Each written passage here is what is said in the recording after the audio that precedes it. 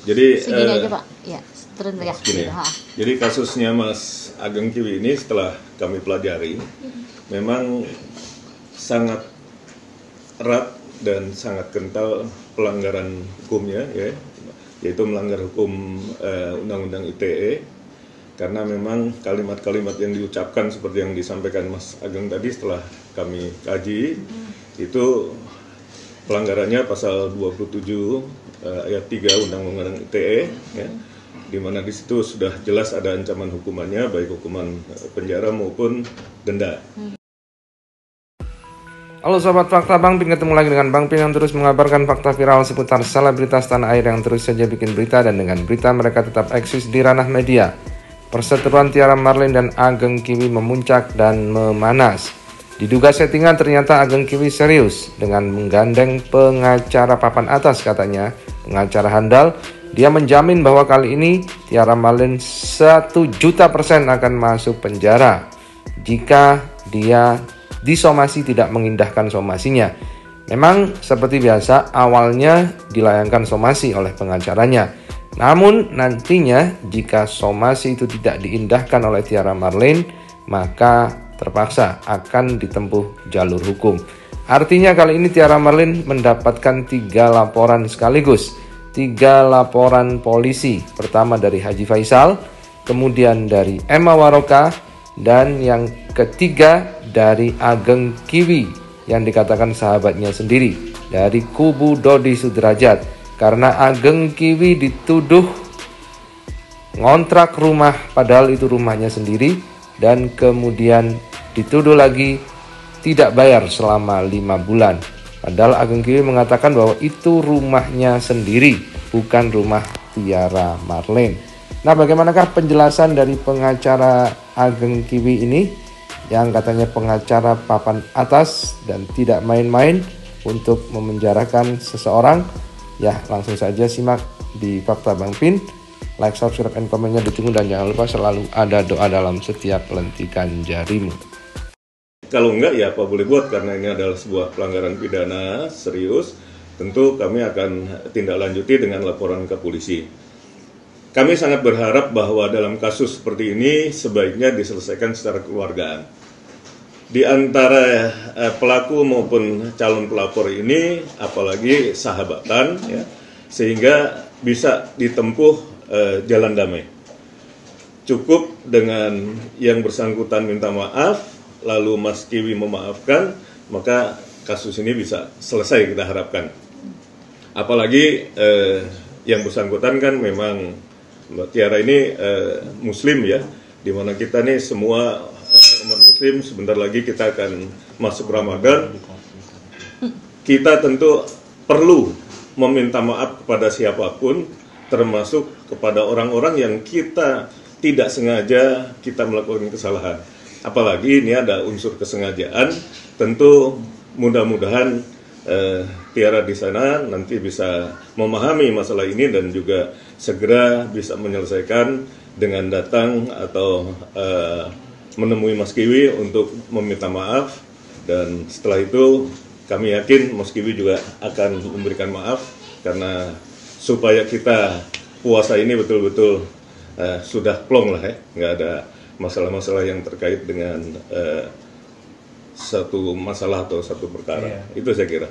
Insya Allah sih aku sebetulnya kepingnya dia masuk penjara, kepinginnya. Maksudnya biar buat pelajaran ya gitu. Karena ini anak kurang ajar banget gitu, mulutnya nggak sekolah, jujur aja. Saya sebagai insan dangdut itu malu. Karena gini, dangdut itu lagi dikemas demikian rupa menjadi sesuatu yang elegan, ya. Bagaimana Umi Elvi, Roma Irama, Camelia Malik, Ikke Nurjana, Iis Dahlia, Ines Cynthia, termasuk kita semua mengemas dangdut menjadi dangdut yang elegan, yang bisa dikatakan bahwa dangdut yang beretika lah, kayak gitu loh.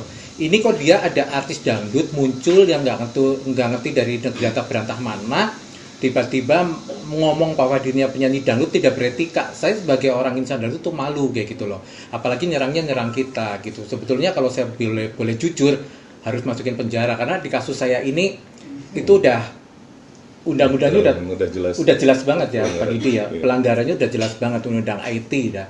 Kalau yang kemarin bolehlah lo rasa bahwa kamu kebal hukum silakan gitu. Tapi sekarang di kasus aku nggak bisa gitu. Kalau aku mau bilang buktinya ada. buktinya semua ada, semua itu kan itu udah merebah kemana-mana. Dan kita udah kumpulkan bukti. Sudah kumpulnya bukti ya, udah kumpulan. Beliau lagi sibuk banget, saya tunggu-tunggu gitu. Dia kan keluar negeri terus. Saya ini hari ini aja pun saya paksa untuk ketemu karena kata beliau juga udah mulai saatnya bulan puasa kita harus mulai fokus ibadah puasa Ramadan. Saya jujur aja ya, waktu dikala si Tiara Marlin itu live, ada suara anak-anak, ada suara bayi, aku langsung kesentuh gini, cedrut.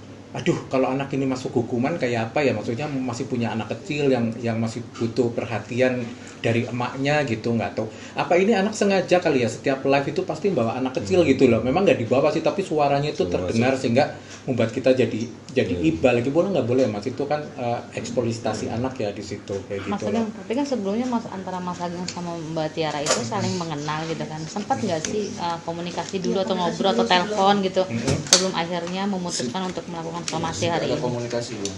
Jadi gini, kalau aku gimana aku mau ngomong aku somasi hari ini, orang aku aja semenjak dari itu jadi musuhan kan. Jadi waktu itu saya mau mengklarifikasi, kan ada live kedua kali. Saya mau mengklarifikasi bahwa begini.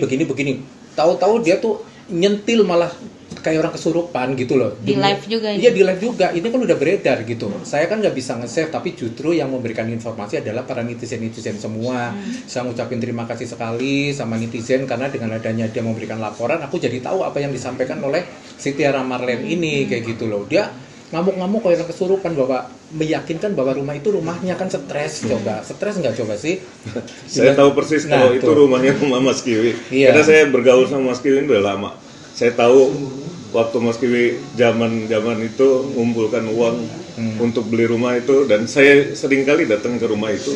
Nggak pernah saya lihat ada Tiara. Ya. Mas Ageng mengenal Tiara tuh kapan sih Mas?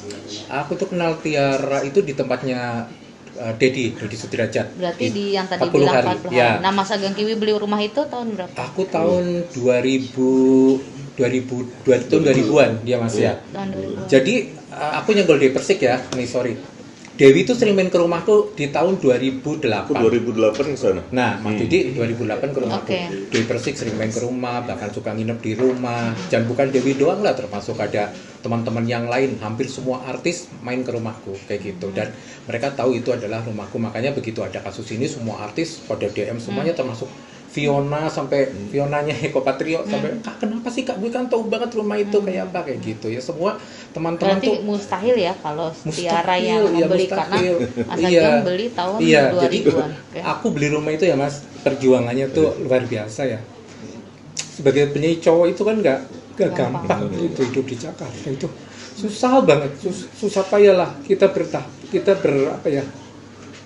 berusaha bagaimana kita eksis, bagaimana kita berjuang, bagaimana kita bisa hidup, bagaimana kita bisa dihargai oleh orang. Rumah itu kan identitas sebuah artis harus punya rumah. Alhamdulillah aku karena Allah aku dibeli rumah itu yang sekarang harganya sudah sangat mahal gitu ya.